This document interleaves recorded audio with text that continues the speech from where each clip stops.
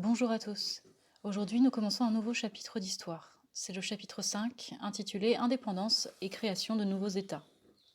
Je vous laisse écrire le titre sur votre cahier, ouvrir votre manuel page 94-95 et prendre en note le cours. Il ne s'agit pas de recopier mot pour mot ce que je raconte, notez seulement les éléments majeurs de mon propos. Introduction. Nous sommes en 1945 et la Seconde Guerre mondiale, comme vous le savez, a détruit économiquement une partie de l'Europe. Or, les grandes puissances occidentales qui ont été ruinées par la guerre sont également les grandes puissances coloniales. Mais qu'est-ce qu'une puissance coloniale? Ce sont la France, le Royaume-Uni, le Portugal, l'Italie, la Belgique, le Danemark, qui se sont appropriés au fil des siècles des territoires étrangers, souvent outre-mer, c'est-à-dire au-delà des mers, en Afrique, donc au-delà de la Méditerranée, ou en Asie, c'est-à-dire au-delà de l'océan Indien. Ces territoires colonisés appartiennent donc aux puissances européennes, qu'on appelle métropoles, et ces métropoles administrent ces colonies en mettant en valeur leurs ressources, à leur profit. Or, au sortir de la Seconde Guerre mondiale, le contexte est de plus en plus favorable à la décolonisation, et ce pour plusieurs raisons. Première raison, les populations de ces pays colonisés, qu'on appelle populations indigènes ou autochtones, expriment de plus en plus virulemment leur volonté d'autonomie, voire d'indépendance. L'autonomie est le fait pour une colonie de s'administrer elle-même, mais tout en restant sous la dépendance de la métropole.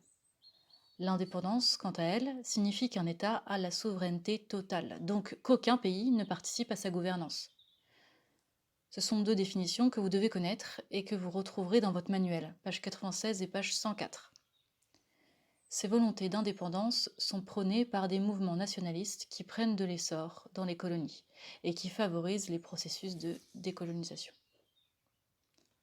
Deuxième raison, les pays occidentaux sont ruinés par la guerre, et la sauvagerie inédite de la Seconde Guerre mondiale les a totalement discrédités, tant sur le plan politique que moral. Troisième raison, le colonialisme est de plus en plus critiqué par les populations autochtones, au nom de le dire, mais aussi à l'international. En effet, les États-Unis condamnent fermement cette politique, puisqu'ils sont eux-mêmes une ancienne colonie britannique. L'URSS également s'y oppose, de même que l'ONU, qui a été créée, je vous le rappelle, en 1945. Toutes ces raisons font que le contexte d'après-guerre est particulièrement favorable à la décolonisation. Et ce long processus s'est déroulé en deux étapes.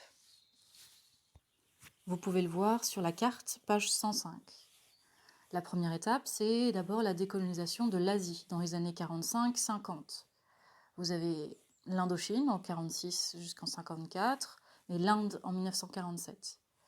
La deuxième étape, c'est la décolonisation de l'Afrique dans les années 60 jusqu'en 79.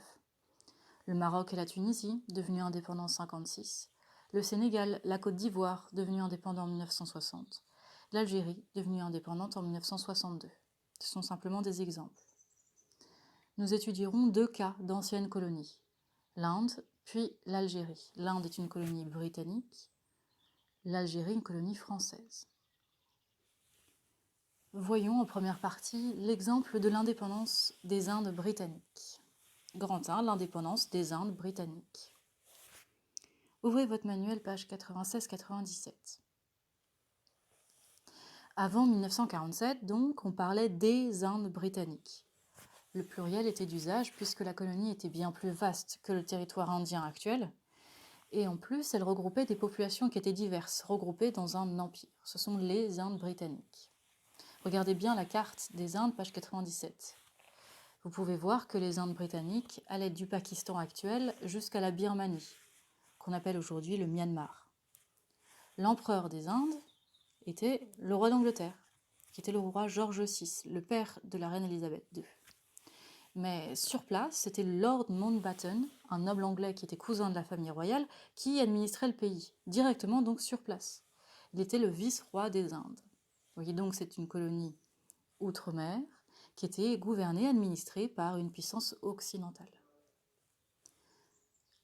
Le mouvement nationaliste en Inde débute avec la création en 1885 du parti politique, qu'on appelait le Parti du Congrès, et qui existe toujours actuellement. Les contestations à la domination britannique sont donc très anciennes. De plus, depuis 1915, un jeune avocat que vous connaissez, qui s'appelle Gandhi, milite publiquement pour une résistance passive et non violente à la domination britannique. Vous allez voir ce que c'est.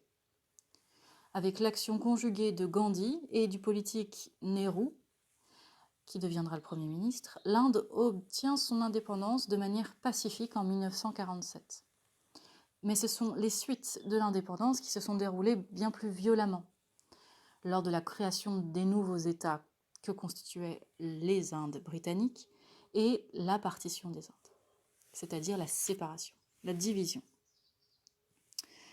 Vous répondrez aux questions rédigées en bleu sous les documents pages 96-97 et vous m'enverrez votre travail par Pearltrees. J'insiste, par Pearltrees, pas par mail. Je vous souhaite bon courage, travaillez bien.